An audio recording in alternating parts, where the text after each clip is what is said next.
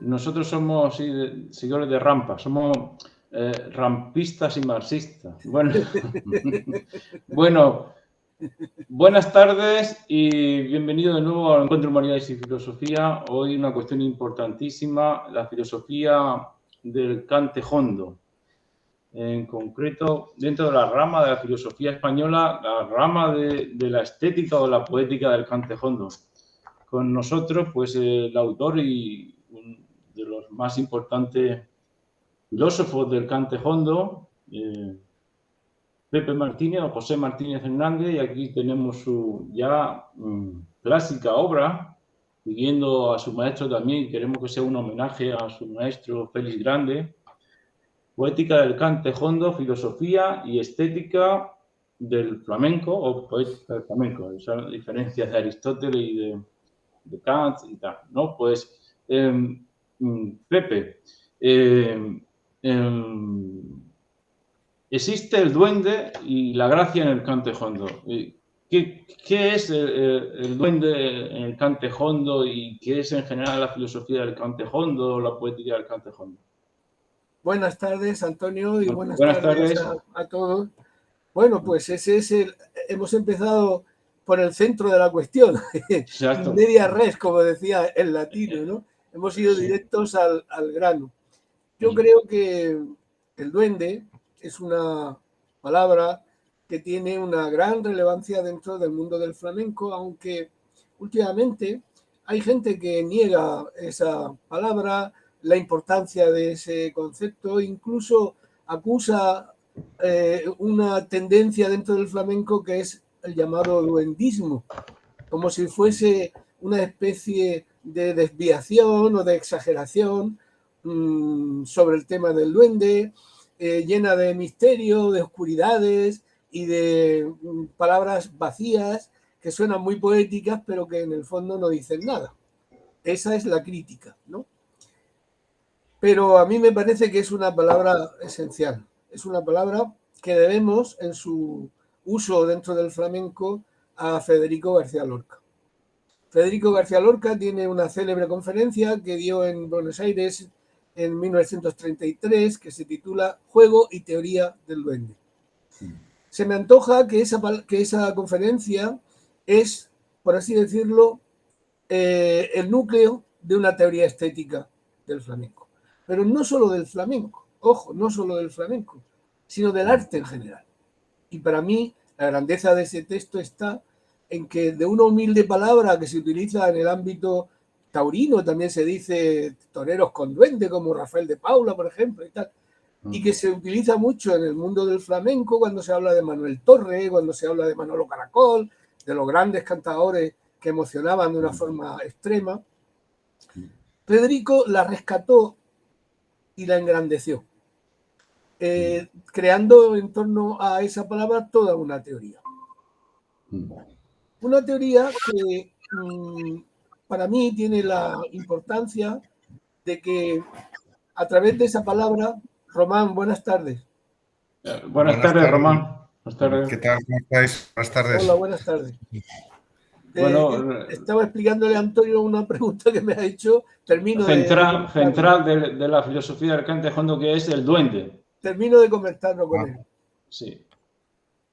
Como somos colegas, en el mundo de la estética sabemos que hay una serie de conceptos que son fundamentales para entender el arte y que reflexionamos en torno a ellos, como puede ser la belleza, como puede ser lo sublime, como puede ser la creación, como puede ser lo terrible también. Lo terrible, la fealdad, lo siniestro, es decir, hay montones de términos que se han aplicado al mundo del arte para intentar describir cómo se produce esa experiencia y qué matices tiene y qué diferencias. Para mí la grandeza del texto de García Lorca es precisamente que incorpora al mundo del acervo lingüístico de la estética la palabra duende. Y dice dos cosas sobre ella que me parecen esenciales. Dice, el duende es el espíritu de la tierra. Y dice, el duende no llega si no ve posibilidad de muerte. Son como, digamos, dos visiones distintas del arte. Él se refiere primero al arte español, concretamente al flamenco y a los toros, pero se centra en el flamenco, y dice que el duende pues contiene todo lo de misteriosa comunicación esencial que tiene el arte flamenco. Esa expresividad contagiosa que es capaz de llegar a unas esferas de la sensibilidad donde son pocas las artes que consiguen llegar. Entonces, el duende es ese misterioso poder que ningún filósofo explica, que decía Paganini, ¿no? Que decía Goethe sobre Paganini, ¿no? Ese misterioso poder que tiene la música que ningún filósofo explica. Pues García Lorca cita esa frase y habla del duende como la esencia de la comunicación, de la expresividad y del contagio y de la emoción que es capaz de producir el duende.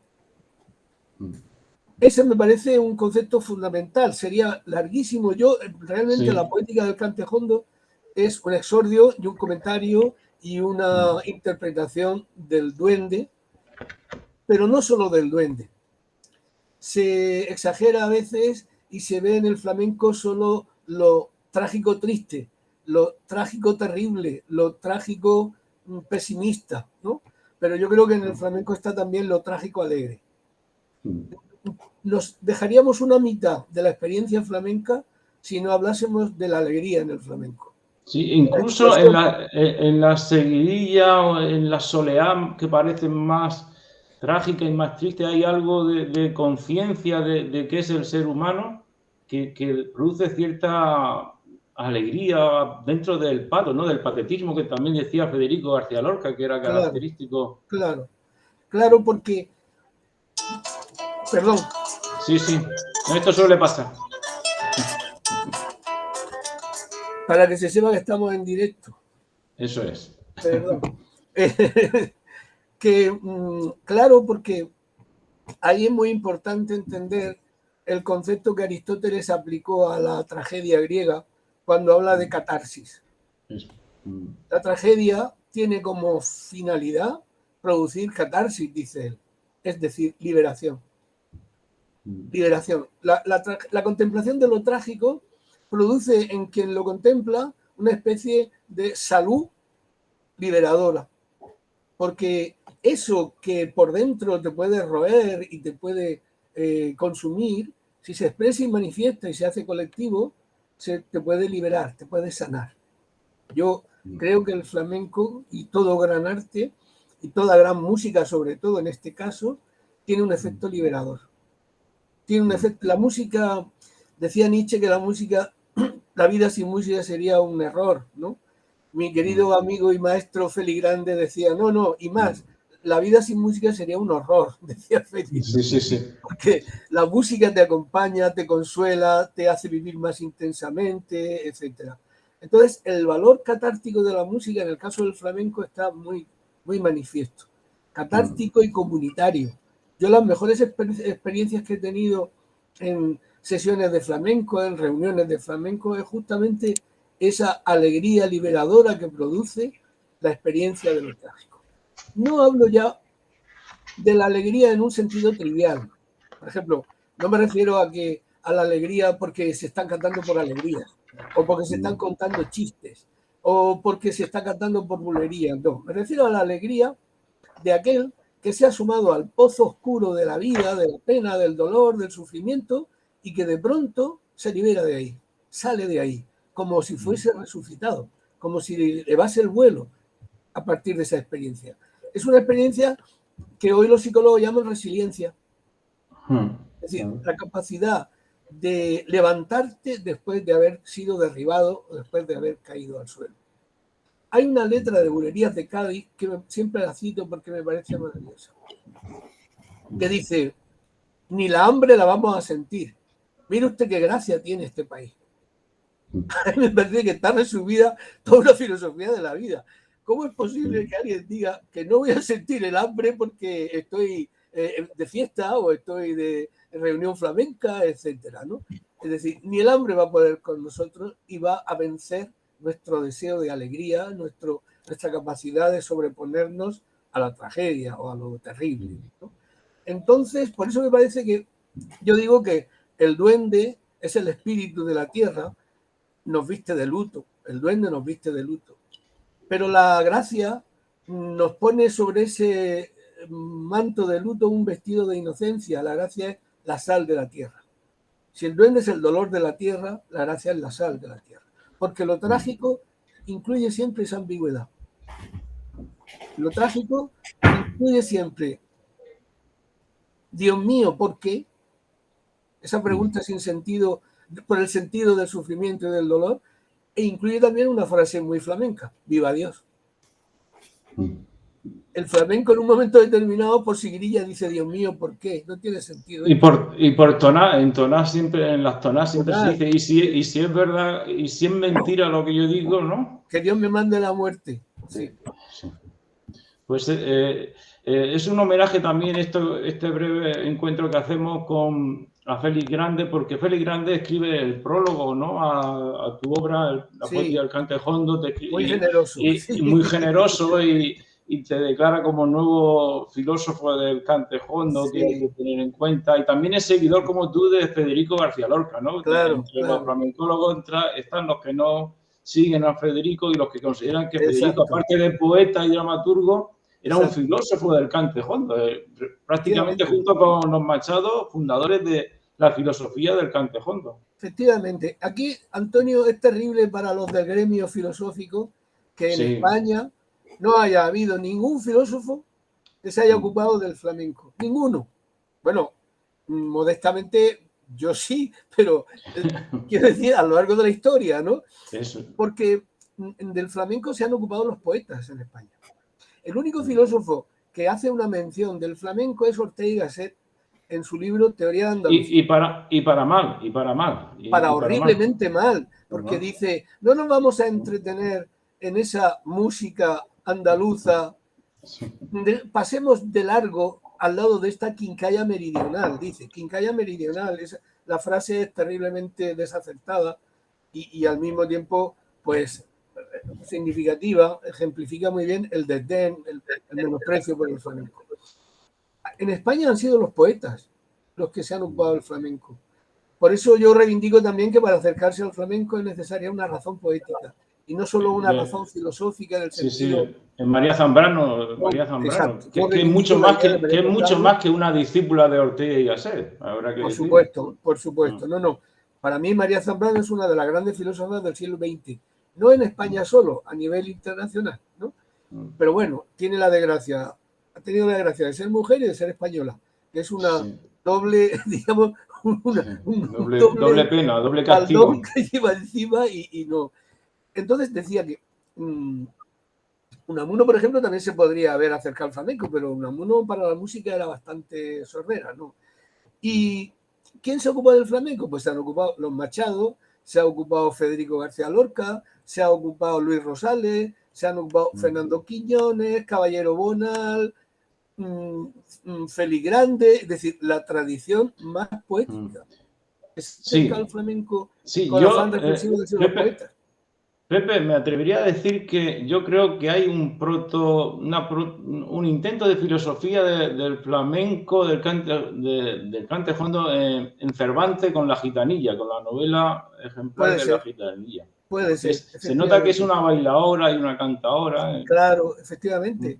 La gitana preciosa, que baila de una manera distinta y que admira a la gente porque su baile no es el baile habitual de las señoritas, no es el baile de salón, sino que es un baile popular, es un baile de una creatividad tremenda, es un baile, vamos a decirlo, racial, ¿no? Etcétera.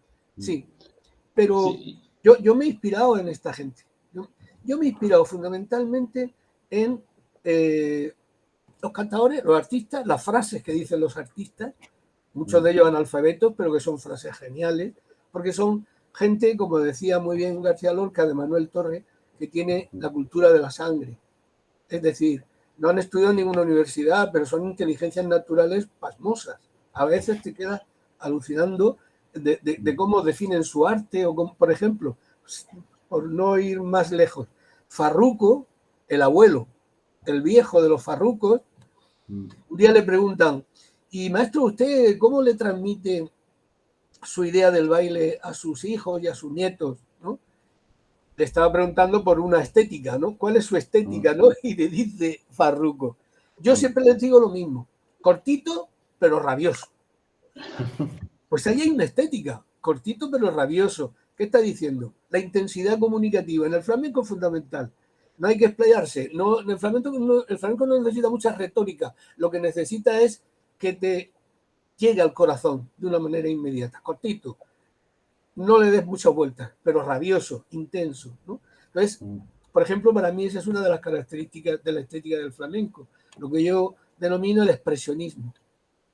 El flamenco es un arte expresionista en todas sus manifestaciones, ¿no?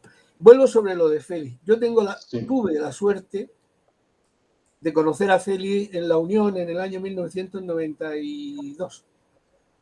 Estábamos los dos en el jurado del concurso de La Unión. Y bueno, también entre los hombres se produce algo parecido a lo que se produce entre hombre y mujer o entre mujer y mujer, el flechazo. La amistad también llega por flechazo, por así decirlo, ¿no? Y nos sentamos juntos y empezamos a hablar. Yo a él lo conocía, él a mí no, evidentemente, pero yo lo conocía por el primer libro suyo, Memoria del Flamenco, que para mí fue una revelación. Recuerdo que abrí el libro por primera vez en el año 80, el libro salió en el 79, empecé a leer y para mí fue una revelación en el sentido de también se puede escribir así sobre el flamenco. También se puede poner el flamenco a este nivel y no solamente con la retórica esa fácil de los aficionados, que muchas veces no sabemos lo que estamos diciendo, ¿no? Y a partir de conocernos, pues fueron desde el 91 hasta el 14 que se murió él, 23 años de una experiencia maravillosa de amistad con él, con Paca, con su mujer, con Lupe. Los tres se nos han ido. Los tres se nos han ido y la última Lupe, la hija, ahora en enero de este año. Y en fin, esa pena llevo dentro porque para mí Félix, Paca y Lupe han sido como mi familia y Félix pues como un hermano mayor, ¿no? Y para mí Félix ha sido el eslabón hacia atrás de esa reflexión de los poetas sobre la estética del flamenco. Ellos son los que verdaderamente han creado esa estética. En realidad yo lo que hago en este libro es sumarme a esa tradición y poner un eslabón más a la cadena, ¿no? Muy bien, el libro es La poética del cante jondo, que Román lo ha leído también y te va a decir lo que piensa del libro. Encantado. No, buenas tardes, Pepe. Hola, lo primero, estoy en Granada, en un hotel ahora mismo. Ah, muy bien. Buen sitio. Es un buen sitio. Un sitio muy flamenco. O sea, que eso yo creo que, por si me inspira o algo. Yo me quedé maravillado por tu libro, porque es verdad que una forma de escribir a la que no estamos acostumbrados y en tu caso además con el rigor filosófico, si es que se puede hablar de rigor filosófico, yo creo que sí, o por lo menos con las herramientas de la filosofía. Y a mí me parece un libro, además agradece la relativa brevedad y es un libro, una joya que me gustó mucho escribir. Gracias, Antonio. Y a partir de ahí he estado leyendo otro, ya Rosales, había leído El Duende de Lorca y yo, escuchándote ahora y sin mucho ánimo taxonómico, ¿no? Pero hay dos preguntas que te querría hacer, ¿no? Hoy estaba comiendo con una chica malagueña y otra que tal, y una y hablaba, decía que iba a estar esta tarde en esta conversación. Me decía, bueno, a mí el flamenco, a mí me gusta lo aflamencado, el flamenquito, o no sé qué, una cosa más ligera, ¿no? Y me gustaría un poco que nos hablases de los límites, ¿no? De qué es lo que está dentro, intramuros y extramuros de lo que llamamos flamenco, Y luego otra cosa que a mí me impresiona, tengo muchos amigos extranjeros, formación en parte germanófila, y yo he intentado compartir con amigos alemanes, sobre todo con los que me comparto una gran unión, pues darles, por ejemplo, decir, ¿quieres conocer más mi país? Y por eso he dado mejor música de Camarón, ¿no? Y no llego, no consigo. Y entonces me cuesta mucho yo sé que no llegan a la misma emoción y sé, por una parte, lo que te quería decir es que tengo la sensación de que el flamenco es una música universal, es una música, una creación del espíritu humano y ecuménica, y al mismo tiempo has hablado algo de racial y de local, hay un no sé qué, porque yo quiero pensar que soy capaz de disfrutar otras músicas, y todos disfrutamos músicas que han tenido orígenes en otros ámbitos, pero quizá, no sé, esas dos cuestiones, esas fronteras que es el flamenco al final y lo flamenco light, el no, ya sé, en tu libro escribes maravillosamente sobre el cante hondo y el no hondo y las diferentes denominaciones, pero yo iría más que a esa cosa que luego te preguntaré, ¿no? Trágica o esencial del cante hondo, pero para ese flamenco ligero, incluso ese flamenco ascensor, pero ¿dónde está el límite? Lo que es y lo que no es. Sí. Pues yo defiendo la idea de que el flamenco es un arte clásico. La idea de clasicismo pues se la ha apropiado una determinada música, que es la que se considera música clásica. Y además un periodo determinado de esa música que va desde el 17 al 18 aproximadamente y que incluye pues a Händel, a Mozart, Beethoven, el periodo Haydn, el periodo clásico, ¿no? Pero yo defiendo que el flamenco es un arte clásico en el sentido de que tuvo un periodo clásico, que es la etapa de los cafés cantantes de 1860 a 1920 aproximadamente, unos 60. Ahí diríamos que se configura el flamenco y se crea el canon flamenco. Canon de intérpretes y canon de estilos. Gracias a eso, hoy podemos decir Malagueña del Mellizo, Soleá de Alcalá, Fandango de Huelva, podemos decir los tangos de Pastora Pavón, los tangos de Triana, es decir, se crea un canon. Como consecuencia de que se cree ese canon, sí tenemos una referencia, no vamos a ciegas. No vamos con un candil perdido en el mundo de lo que es flamenco y lo que no es flamenco, sino que sí sabemos que hay estilos esenciales, estilos derivados, determinadas formas clásicas que marcan una sensibilidad, una estética y una manera de realizar esos estilos. ¿Eso quiere decir que hay que estar toda la vida ya reproduciéndolos? No, ni muchísimo menos. Se les puede recrear perfectamente cada artista, cada cantador, cada cantadora o cada bailador, bailadora, pues recrea esos estilos a su manera. Pero, ¿cuál es el secreto por el que tú me preguntas, Román? Sin sacar los pies del plato. Es decir, hay que crear o recrear sin salirse del flamenco. Porque el flamenco tiene una gran virtud y es que se acerca a otras músicas y las incorpora. Las incorpora, las aflamenca, por así decirlo. Las aflamenca. Entonces, pues nosotros vemos que hay muchos cantadores que hacen cuplé por bulerías. Y por bulerías se pueden cantar rancheras, se puede cantar la traviata, el listín telefónico y se puede cantar cualquier cosa. Si uno es flamenco, en el sentido de que si, primero, conoce los estilos tradicionales y los domina y los ha hecho. Segundo, tiene un sentimiento, un sentir flamenco. ¿Qué quiere decir eso? Intenso, trágico, enduendado. Hablo de la almendra, como dicen los andaluces, de la almendra de la cuestión, ¿no?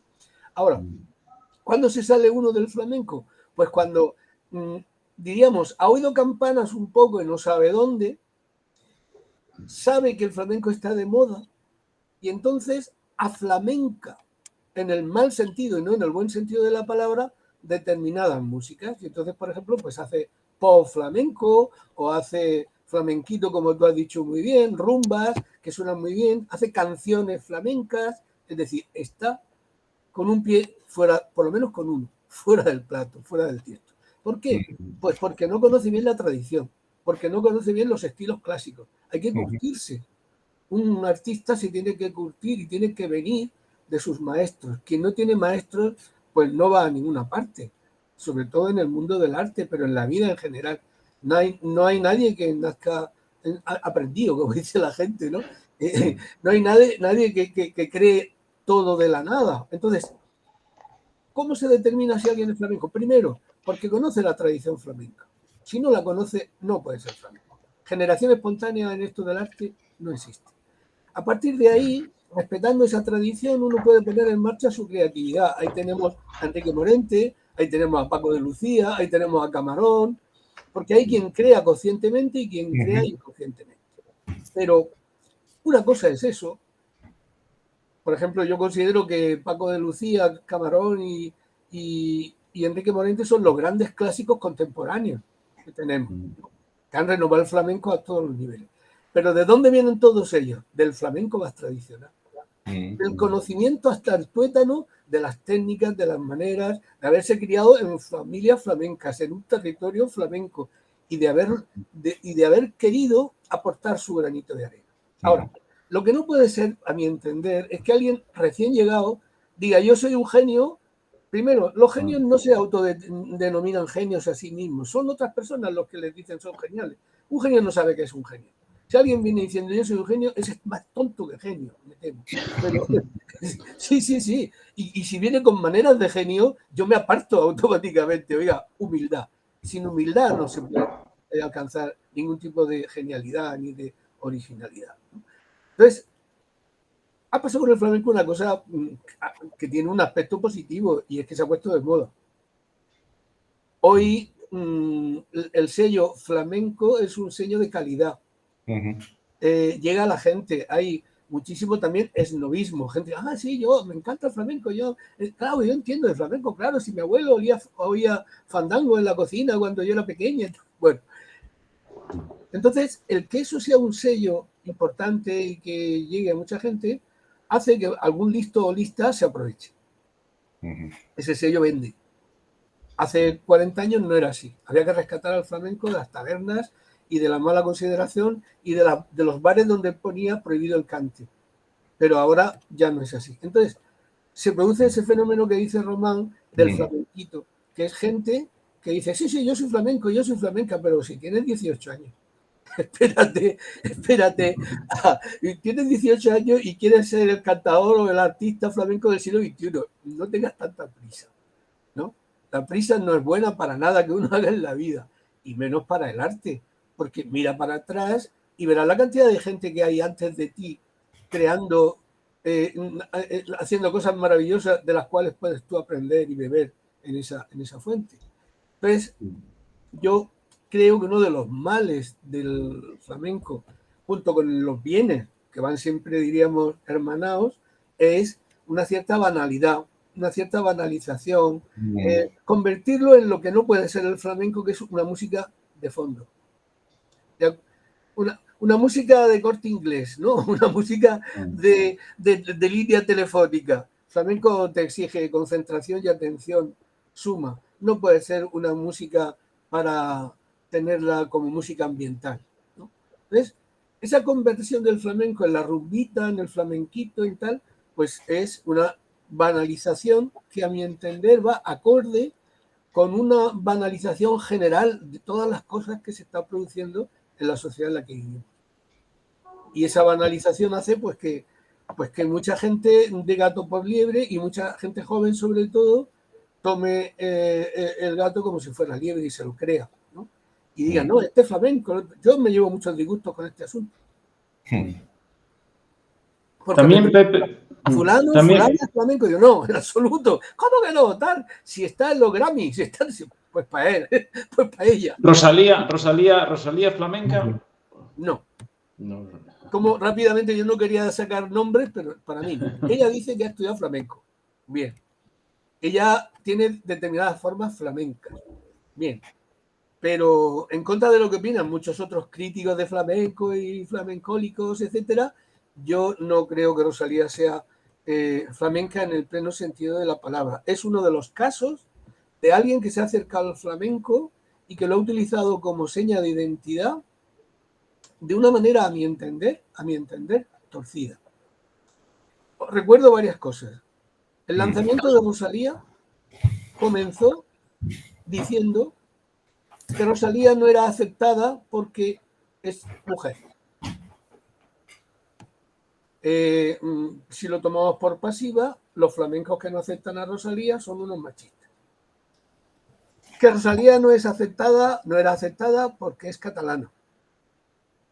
Si lo volvemos por pasiva, todos los aficionados flamencos que no aceptan a Rosalía somos unos nacionalistas, integristas, españolistas, castizos, como dogmáticos, puristas, en fin, son términos que se utilizan en torno a este fenómeno. Entonces, a mí me parece que eso es jugar con ventaja, eso no es así, porque hay mujeres catalanas, como Maite Martín, por ejemplo, que es una maravilla, y a la que adoramos y nos ponemos de rodillas cuando canta. No es así. Entonces, esta chica ha utilizado técnicas un poco torticeras, ¿no? Y entonces, y luego de flamenca, pues yo a todo el mundo le invito a lo mismo. En YouTube hay una grabación que se llama Rosalía en el tablao El Cordobés.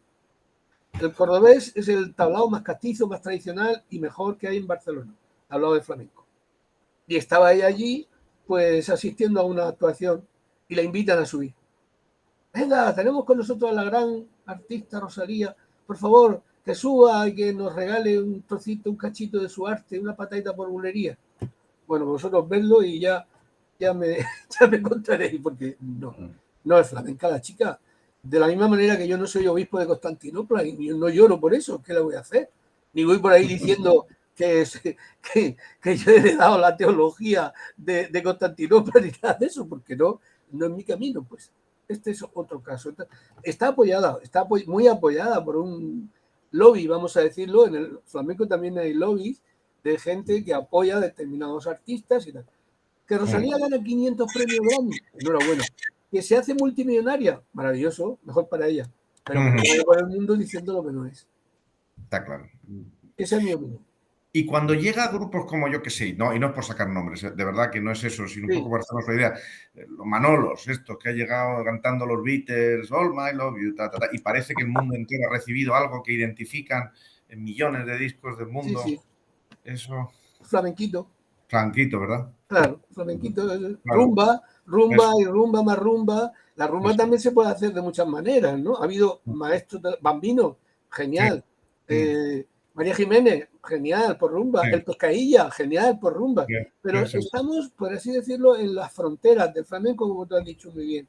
Pero en la frontera un poco más en extramuros, que en una reunión flamenca, si no hace falta nada más que tener un poco de experiencia de una reunión flamenca. En una reunión flamenca, cuando se quiere uno desintoxicar un poco de la tensión flamenca, de la tensión que produce un cante por tonal, por bulería, por seguirillas, por soleá, un buen cante hondo, se canta por rumba. Y todo el mundo baila y pega gritos y tal. Y es un poco como aguar el vino ese del flamenco, ¿no? Echarle un poquito de... quitarle intensidad y darle jolgorio, darle un tipo de estética más liviana, por así decirlo, porque esa sería la diferencia. De manera que para mí, lo digo en el libro, flamenco es lo que se canta, hondo es cómo se canta.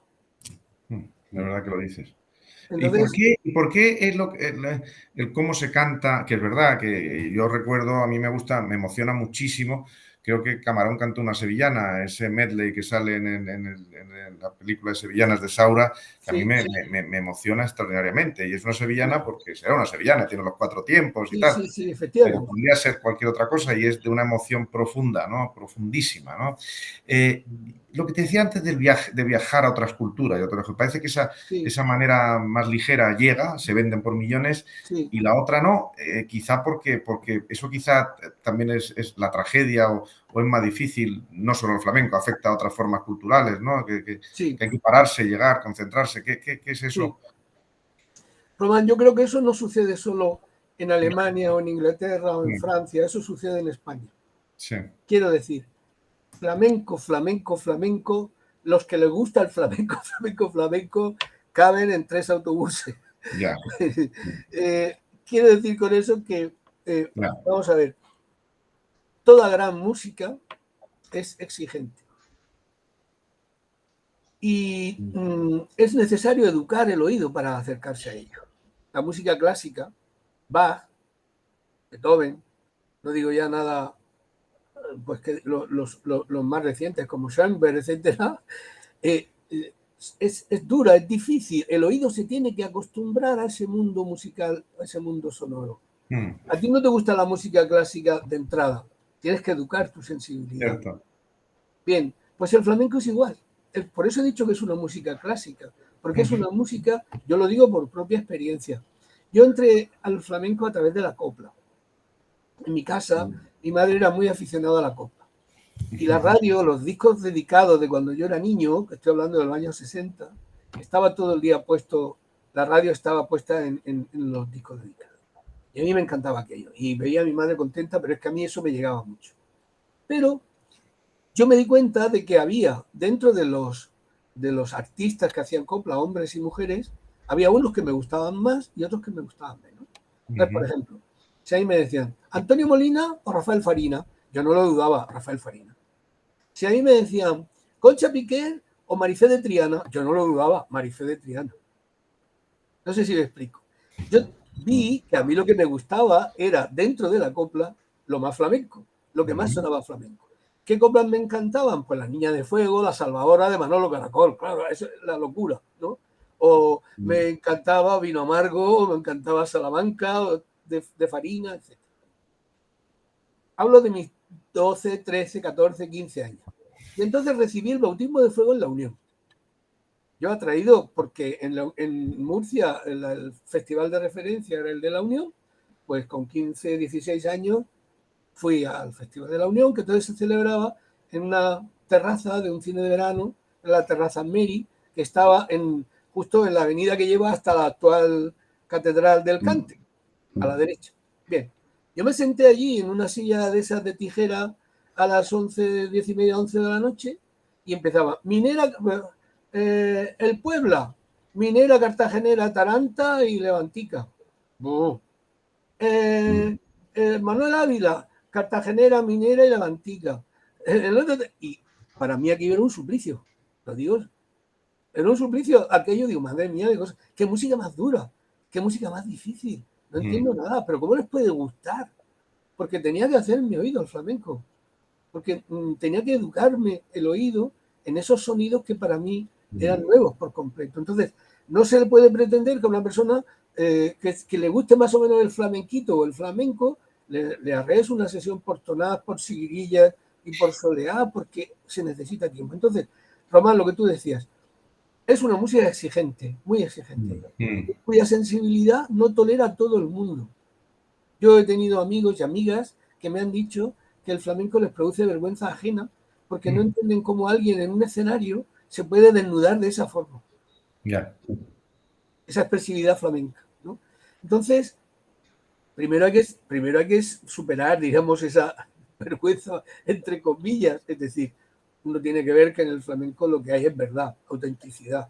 La verdad de la vida, la autenticidad. Es una música cruda, vamos a decirlo así, directa. Es una de las pocas músicas donde se hacen poemas hablando del odio. La poesía y el odio no se llevan bien, y en el flamenco hay letras que son de odio radical hacia algo, hacia alguien.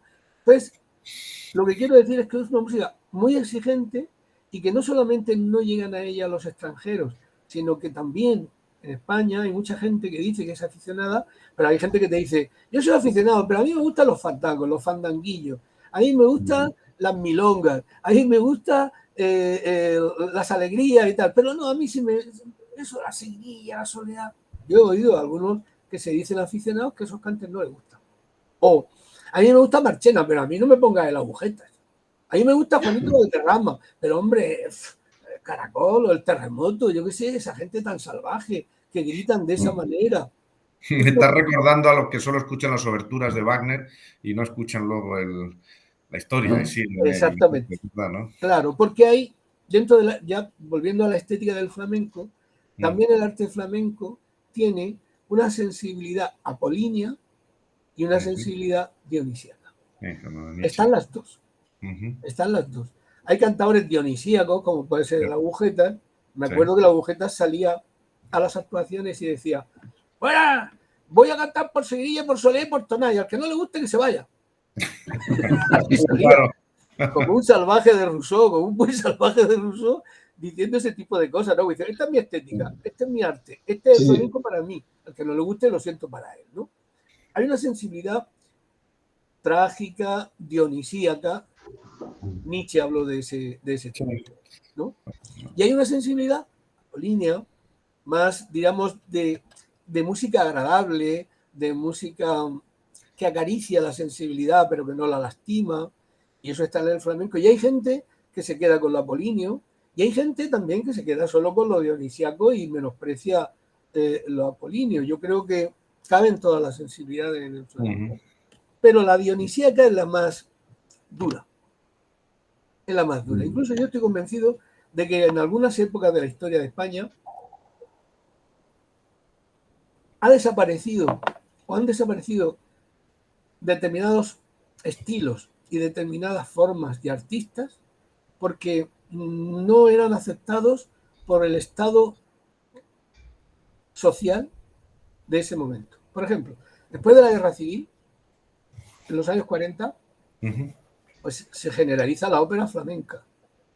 Se cantan fandangos, fandanguillos, milongas, se cantan cantes de ida y vuelta, etc. La seguirilla, las tonadas, todo eso empieza a desaparecer, está en crisis. ¿Por qué? Pues porque la tragedia estaba tan cerca, la habían vivido tan cerca. No me venga usted ahora con tragedias, que he perdido a mi mujer, he perdido a mi hermano, a mi padre, a mi hijo. No me cante usted de esa manera, porque tengo el dolor tan cercano que no me puedo liberar de él, ni siquiera a través del arte. Esto, fijaos, en la Grecia antigua, los autores de tragedias tenían prohibido reflejar en sus tragedias en público sucesos que hubiesen acaecido menos de 10, sí, 5, entre 5 y 10 años, menos para acá, o sea, menos de 5 años, era como una especie de aprovecharse de la sensibilidad de la gente. Totalmente. Era demagogia estética. Por lo tanto, se les prohibía que hiciesen mención a esos fenómenos porque era, digamos, recurrir a hacer un recurso fácil a lo trágico. Y yo creo que la sensibilidad en España durante mucho tiempo no estaba para tragedias, no estaba para seguirilla, y entonces pues la copla, el cante fácil, etcétera, etcétera. Y creo que hoy estamos en una época también apolínea. Por otras razones, por lo que antes he denominado la banalización general de nuestra sociedad. Pero creo que estamos en una época apolínea. Por eso el flamenquito, el éxito del flamenquito. Por eso digamos, reafirmar esa sensibilidad en la que el flamenco aparece como una música agradable, divertida, por así decirlo, graciosa, no con gracia, que no es lo mismo, ¿no?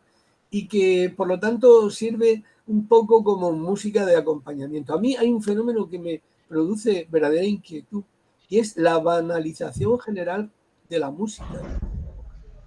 Hoy hay música en todas partes. Cierto. Te ponen música en el teléfono para entretener, en los centros comerciales para que compres, en los lugares de alterne y de copas para que bebas más, en los aeropuertos. No hay lugar sin música porque hay un horror al silencio. Y yo creo, que una música que no tenga en cuenta el silencio no es una verdadera música, porque el silencio es una parte esencial de toda gran música. Y no hay muchas músicas que mejoren al silencio. En esto hay algo que estás diciendo, me está recordando y me hace recordar la improvisación, la no repetibilidad de ciertas experiencias en el flamenco, ¿no? Creo, hablabas de los griegos, tengo entendido que las tragedias griegas hubo años que no se podían representar más veces, que tenían un algo de reputación sacra. El propio Wagner, que inspiró en Nietzsche, quiso hacer lo mismo, tuvo una idea de que su tetralogía solo se representase un número de veces y luego se quemase el teatro y se hiciesen desaparecer las partituras. Quizá por lo que estás diciendo de evitar la banalización y darle esa importancia trágica que tiene cada momento de la vida, único, irreversible, y la vida en sí, ¿no? Y entonces, en el flamenco hay algo que es un arte que se manifiesta mucho, hablabais del duende, algo que aparece en ese momento y ya está. Hay que grabarlo, parece que hasta que lo está... Exacto. Tienes muchísima razón, Román. Para mí, la medida de un gran artista, de un gran cantador, es que te emocione incluso enlatado. Es decir, yo escucho a Camarón y digo, orden, se me están poniendo... de punta y esto está en lata, esto lo puedo reproducir 1000 veces igual. Sí. Pues esa es una gran medida, es como si, por así decirlo, la creatividad, la capacidad de comunicación hubiese superado el anquilosamiento que produce la técnica. Esto que tú dices, Román, me sirve para decir otra de las características que yo creo que tiene el flamenco. Es un arte performativo. Hoy se habla mucho de la performance, el arte como performance, que es como acción directa, instantánea, que no se repite y que acaece de una manera imprevista, en un lugar determinado y que tiene como efecto y como, digamos, razón de ser la sorpresa, ¿no? Sí. Y con la idea de que el arte y la vida no se separen, de que el arte no esté en los museos y la vida en la calle, de que el artista no sea un profesional de la construcción de una pieza y tal, sino que arte y vida vayan unidos. Bueno, pues el arte que yo conozco más performativo de todos, donde es una performance continua, es el flamenco. Una de las cosas peores que le puede pasar a un artista es, primero, artista flamenco, quiero decir, imitar exactamente a los anteriores, eso va mal encaminado. Y otra segunda cosa es repetir su estilo y sus cantes, su repertorio continuamente. Por ejemplo, el último fenómeno al respecto se ha producido con Camarón. Han salido camaroneros desde Camarón, han salido miles, pero ya, diríamos, el gran crítico de arte que es el tiempo se ha encargado de ir sacándolo, desaparecer de la escena, porque la mímesis es necesaria para aprender, pero es una rémora para crear. Entonces, en el arte es una, digamos, una creación paradójica, porque quiere ser de hoy y quiere ser de siempre. El arte siempre es actual. Si no es actual, si no cuenta hoy y no emociona hoy, no sirve para nada, pero quiere permanecer. Y es la gran paradoja, una de las grandes paradojas del arte. Quiere ser de hoy y quiere permanecer todo lo que sea posible. La filosofía le pasa lo mismo. La filosofía quiere ser de hoy y quiere permanecer para siempre. Solo aquel cuya sensibilidad sea capaz de captar, por genialidad, por creatividad, lo que hoy se tiene que cantar o se tiene que pensar, es capaz, si su genio da para tanto, de que esa forma se quede para siempre, se haga clásica. Esa es la gran lucha del artista, a mi entender. Entonces, la imitación, la repetición, como tú dices, yo a esto le llamo creación en acto. Una de las grandes cualidades del flamenco es que es creación en acto. Qué maravilla. Me gusta cómo la relaciona con la filosofía. Me recuerda una anécdota muy conocida de las clases que daba Heidegger en los años 20, donde cuando a veces preguntaba a un alumno y el alumno repetía lo que había estudiado su profesor y decía, eso ya lo sé, que ya lo he pensado yo. ¿Usted qué piensa? Claro, efectivamente. De eso se clase, trata. En búsqueda de la verdad, en búsqueda de radical, en ese acto, que creo que los que iban a esas clases tienen un recuerdo emocionantísimo, ¿no? Imposible de que se quede en un libro, ¿no? Porque es una lucha verdadera, agónica por la verdad y por... Sí. ¿no? Es quienes asistieron a esas clases del primer Heidegger hablaban de él maravilla, sus grandes discípulos posteriores, ¿no? Y decían que antes de publicar Ser y Tiempo, que fue la obra que le consagró como maestro, ¿no? Se andaba diciendo, cuando en las clases de Friburgo, se andaba diciendo, Alemania tiene un maestro secreto. Porque Heidegger todavía no estaba publicitado. ¿no? Como se lo dijeron a Hannah Arendt cuando se fue a estudiar con él, el maestro secreto. Exactamente. Exactamente. Yo creo que lo hubieran puesto flamenco, fíjate, tengo yo esa... ¿Que le habría gustado a quién? A Heidegger. No lo veo yo. No lo ves, yo sí, porque él se entendía bien con los budistas zen, con algo también, bueno, sí, eso esa búsqueda de ese momento, ¿no? Sí, esa cosa radical y esencial. Es posible, posible. A quien yo creo que le habría gustado es a Nietzsche, mucho. Porque... Puede ser. Bueno, no, te iba a decir, perdona la interrupción, pero es que ya sabes que en su pelea con Wagner, él al final se echa en manos, que la gente entiende, de ese Bizet de la música de la famosa de Bizet de Carmen. Carmen. Sí, y de Puccini también, ¿no? Y nadie entiende cómo es posible que pasase, pero yo en principio pensé que lo hacía por ese enfado, ¿no? Enfado con Wagner. Yo pensaba que de verdad le daba alegría y que le gustaba de verdad. No sé. Sí.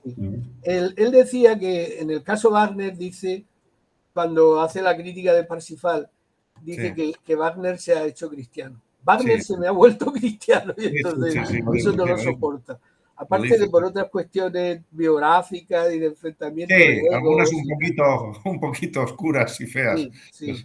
Se dice que él hizo sus pinitos de compositor y que se lo llevó a Wagner y que Wagner no pudo reprimir una risa así como de que eso no era el camino, ¿no? Y entonces el ego de la vanidad de Nietzsche se sintió muy herida. Pero ahí, en esa confrontación con Wagner, es cuando él dice hay que volver mediterránea la música. Sí, eso es. ¿No? Hay que volver mediterránea. Que eso él hubiera, si hubiera conocido el flamenco, ¿tú crees que lo hubiera? Eso me parece muy interesante. Yo creo que sí, ¿sabes por qué?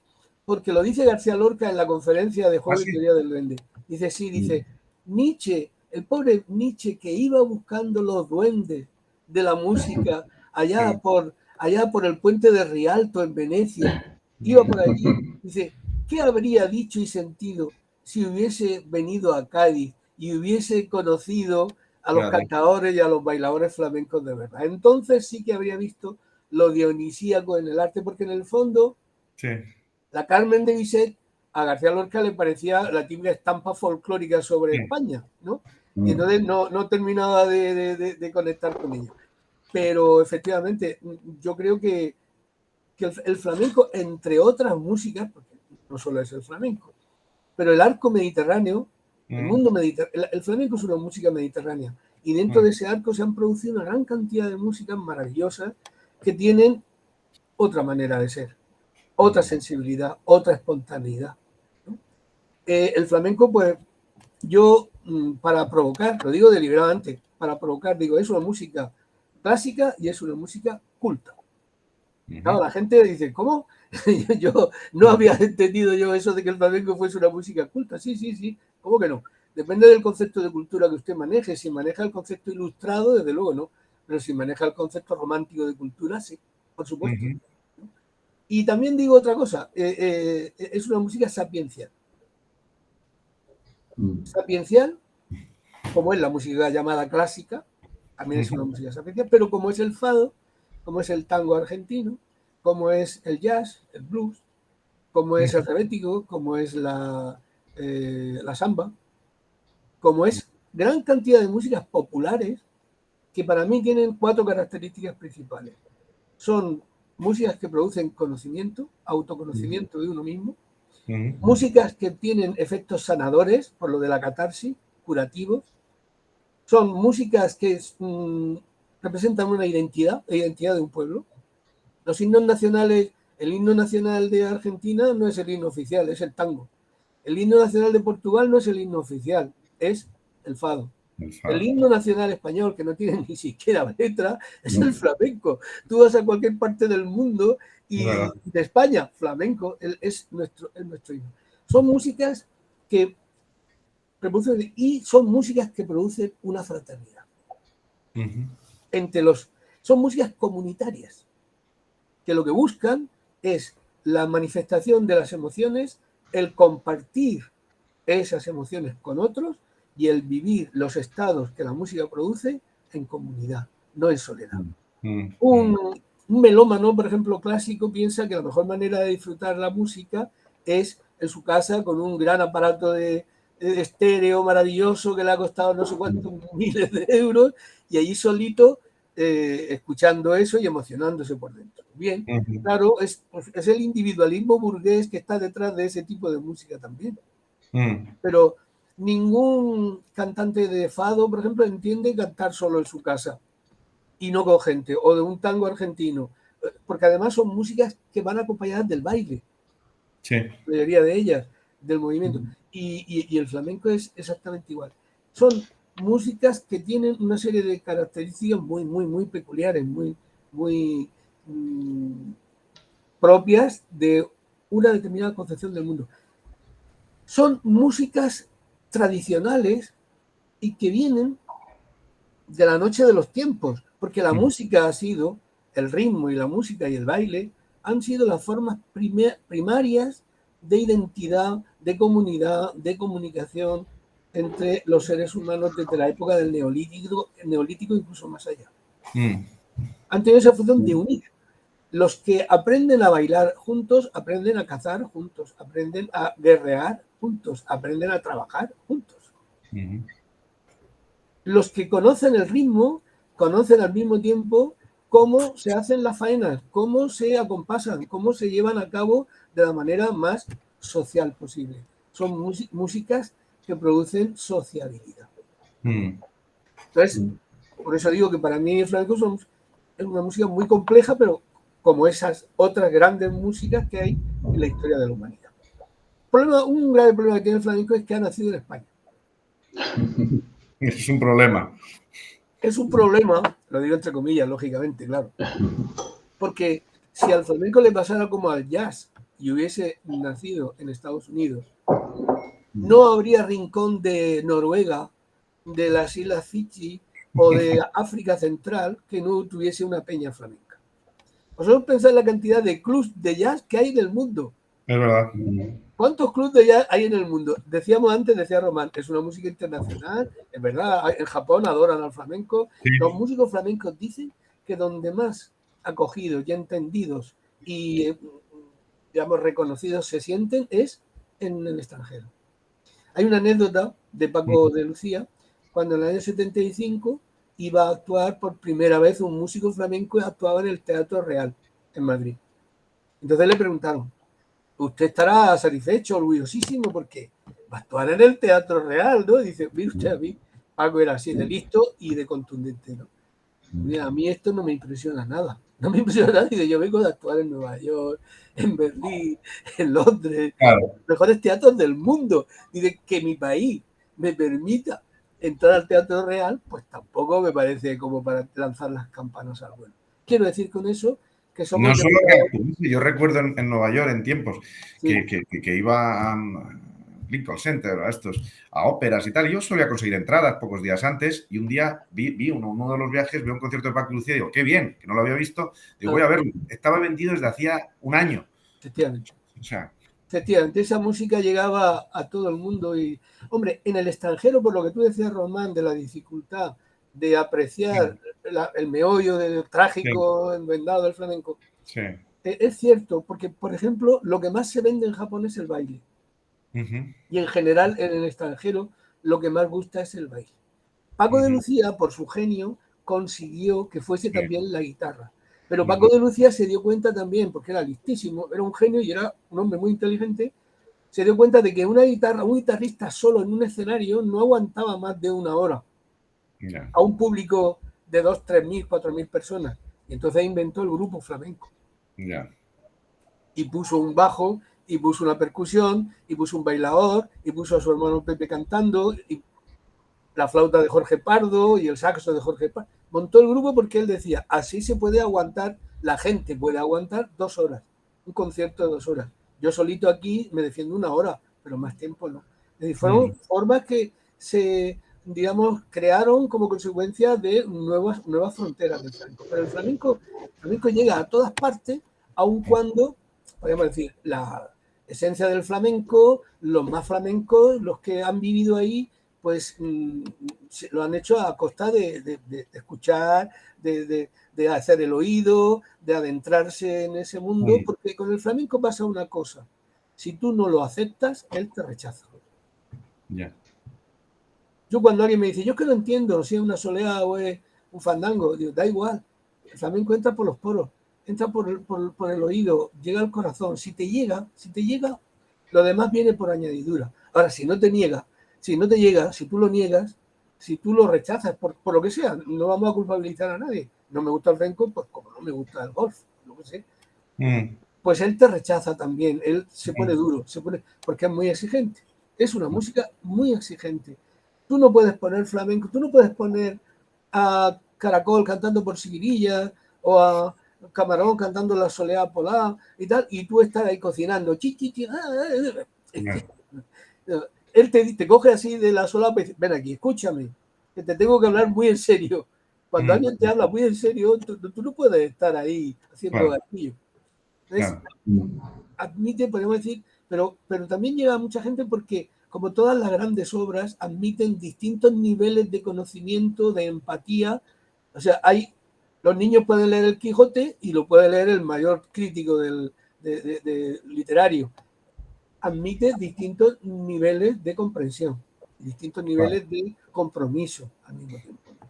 Así que, sí, Pepe, sí, yo quería hablar de estos temas me apasiona, ya lo vamos a, ya llevamos casi 50 minutos. Sí. Hay una diferencia entre flamenco y cantejondo, que hemos dicho antes, pero sí.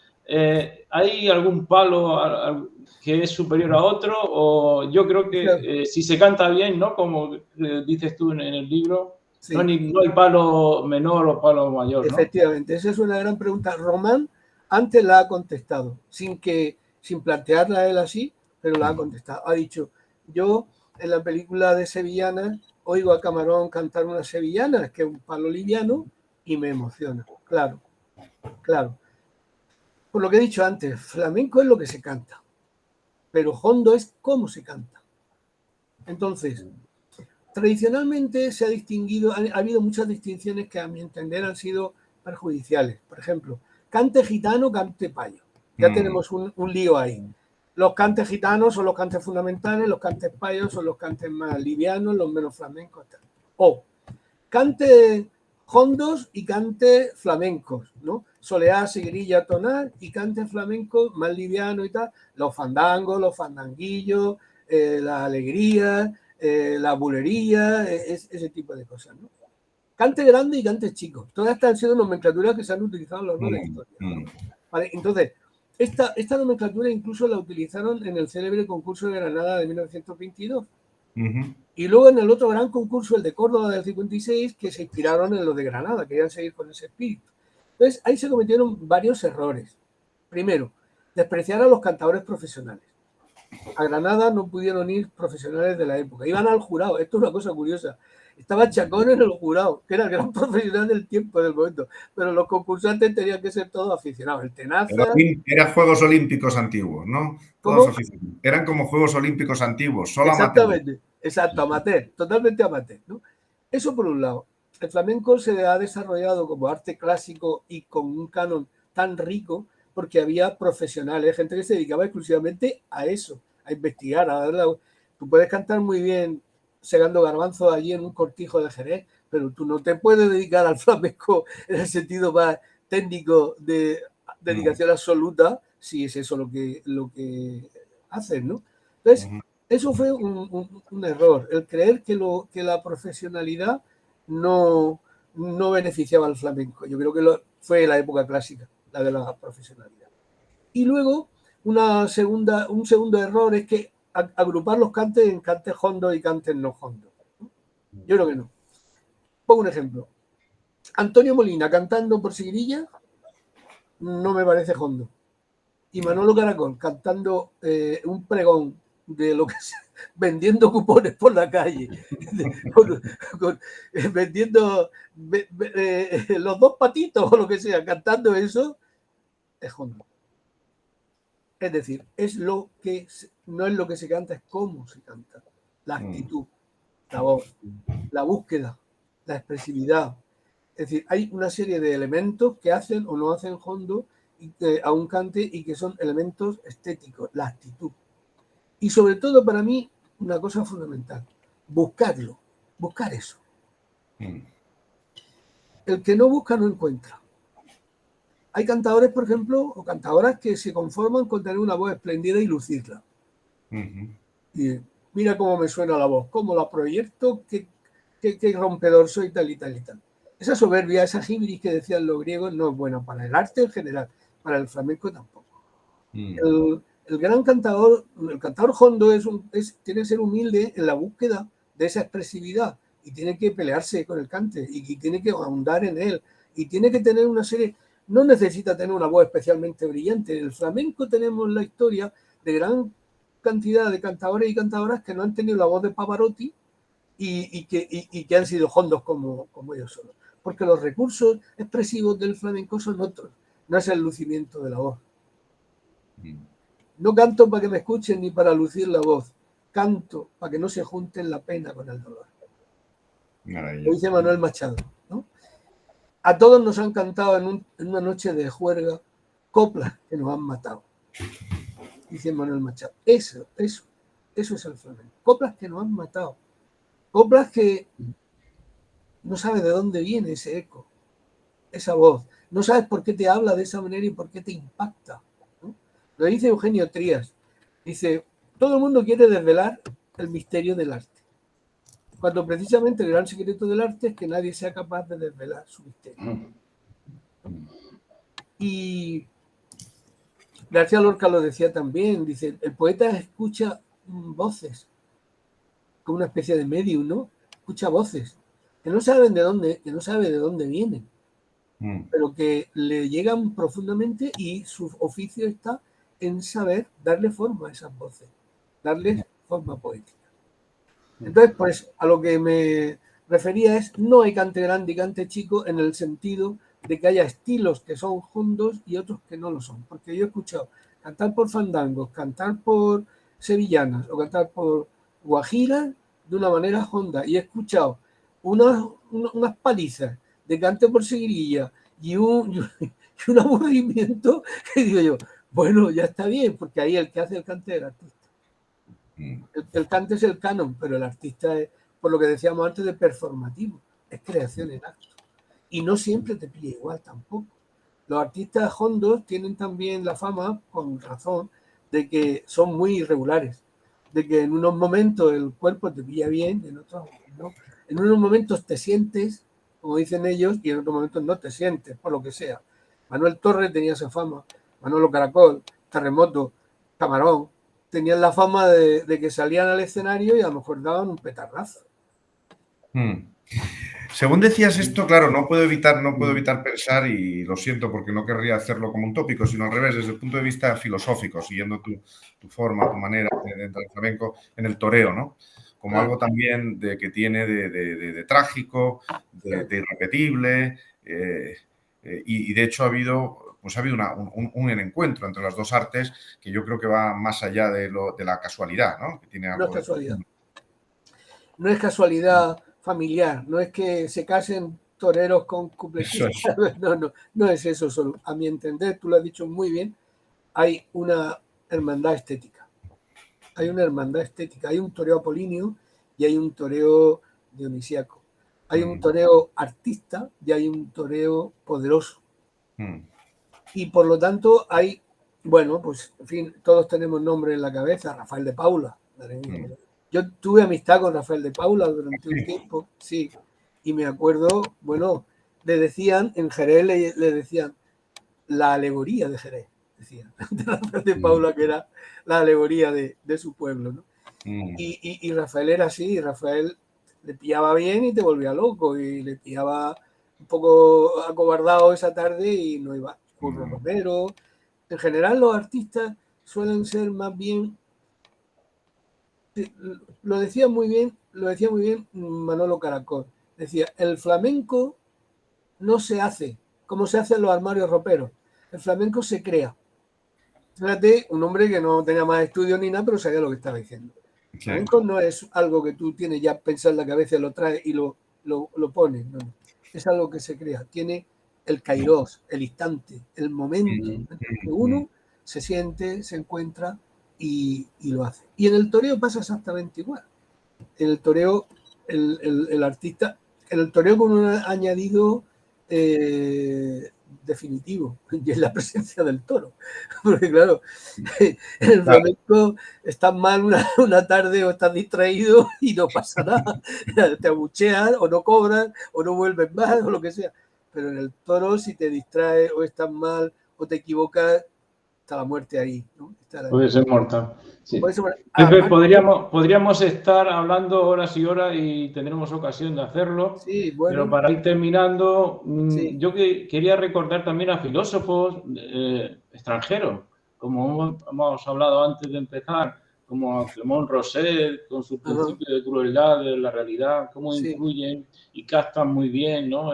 Sí. Y quisiera que me contaras cómo pones tú en tu libro, pones esa cita de Clément Rosset. Sí, sí. Clément Rosset dice que España tiene un ser trágico, que el alma española es trágica, dice él, ¿no? Entonces menciona al principio del libro, del principio de crueldad, menciona una anécdota que aparece en Asteria y Obelix. Dice, en Asteria y Obelix hay una anécdota que representa muy bien el ser de España. Y es cuando ambos, Asteria y Obelix, cruzan la frontera y entran en Hispania. Y cuando llegan a Hispania, van deambulando y de pronto se encuentran una tribu de gitanos que van en su carreta. Y entonces los gitanos, muy solícitos y muy acogedores, muy amables, hombre, ¿son ustedes de la Francia? Pues se van a quedar esta noche con nosotros, que vamos a hacer una fiesta. Aquí vamos a montar una hoguera y vamos a hacer una fiesta y ya verá usted que bien nos lo vamos a pasar. Entonces, montan la hoguera, montan la fiesta y están comiendo y cuando terminan, uno de ellos coge la guitarra y empieza a cantar por algo que serán, él no lo dice, seguirillas, ¿no? Ay, la pobrecita de mi alma, ay, que se me ha muerto, ay, dolor de mi madre, no sé qué, no sé cuánto. Esa era la fiesta, esa era la fiesta. Entonces, claro, el Clemón José dice, aquí Udezo y Gosinski han cantado muy bien el ser trágico de España, donde la pena y la alegría no se separan, van juntas, donde el dolor y el placer y el disfrute están, eso es lo trágico y es el amor, la muerte, la fatalidad. Qué joya es Asteris en Iberia, porque además también el amor a los niños, claro. El niño cuando no quiere respirar, el orgullo, exacto, es una joya. Es que Goscinny era un gran creador, un gran artista. Pues esa es la anécdota de Clemón José, que decía, Cioran dice otra cosa sobre España, dice España es un país que nos enseña a los demás que lo exagerado y lo extremo es el clima normal de la vida. Es estar extremado y exagerado. Yo creo que hay 3 grandes palabras que definen el flamenco y que definen esta concepción del mundo, que son fatalidad, pena y pasión.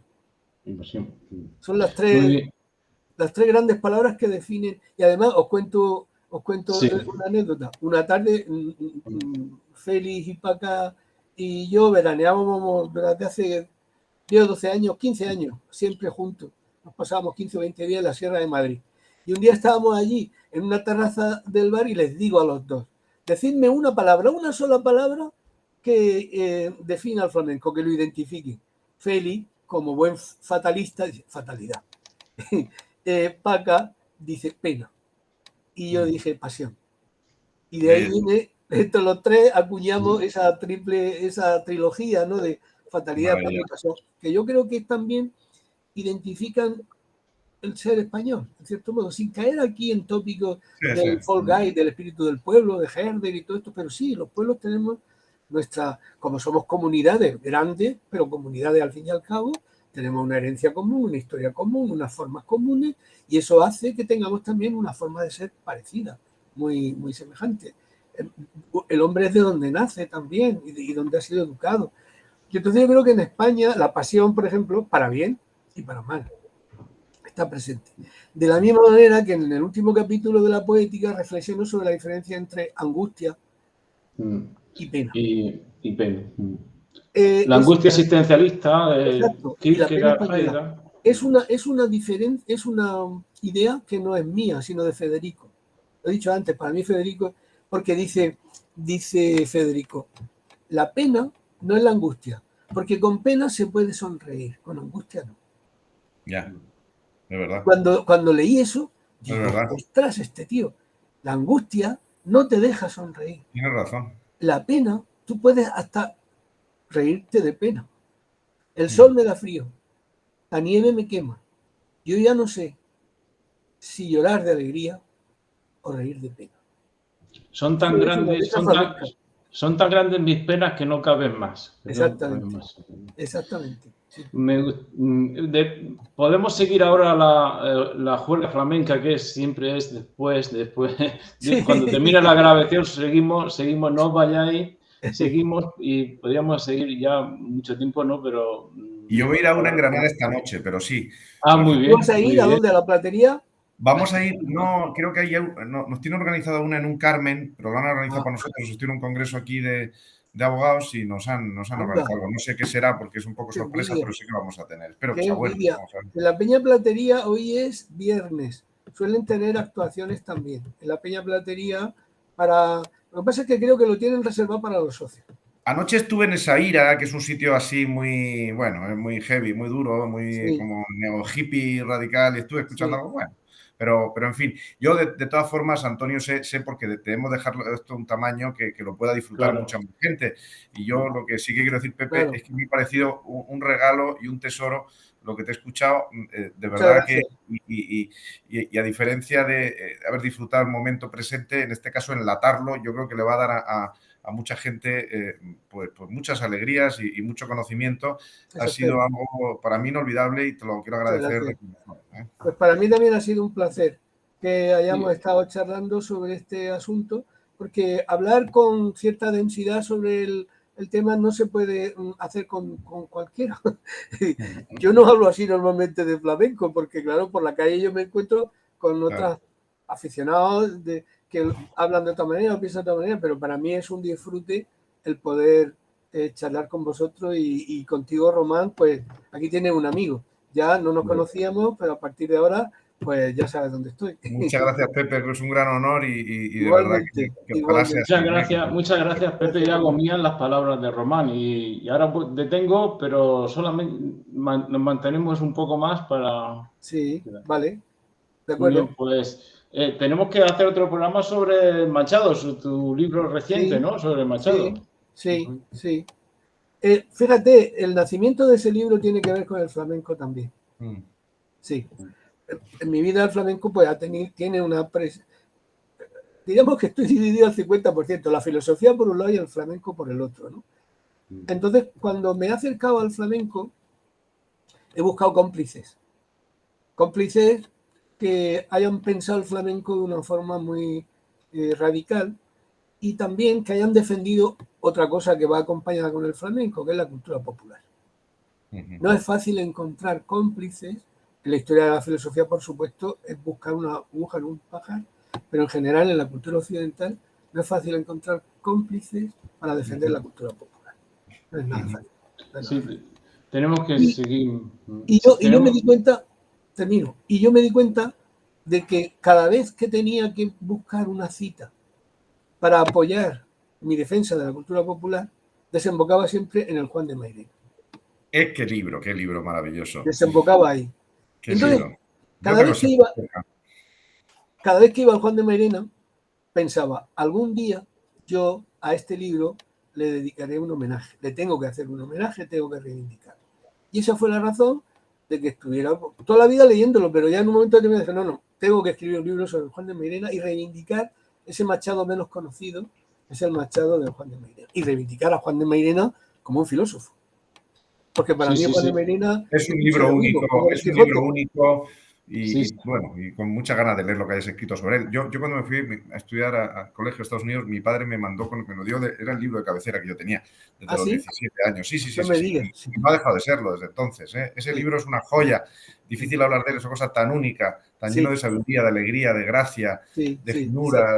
Es una maravilla. Es un milagro, pero claro. Es un milagro, pero la presencia del Machado poeta, del Antonio Machado poeta, ha marginado un poco este libro. De hecho, en la historia de la literatura, a Machado se le estudia como poeta, no se le estudia como filósofo, como pensador, como prosista. Siempre se pone una vergonzosa nota a pie de página, cuando Mairena, una obra singular, tal, no sé qué, tal. No sé, y a mí me da apuro hablar de ese libro, porque ese libro hay que leerlo y disfrutarlo, y un poco como decías tú antes de la música, de entrar en ella, ¿no? Pero es que es muy difícil, también por no dañar la gracia que tiene ese libro, esa forma tan extraordinaria de contarlo, ¿no? Así es. Por ejemplo, la primera de La verdad, la diga Agamenón o su porquero, ese comienzo, o el examen del profesor al alumno, dice y de ver al padre, ¿no? Cuando dice los griegos son unos bárbaros,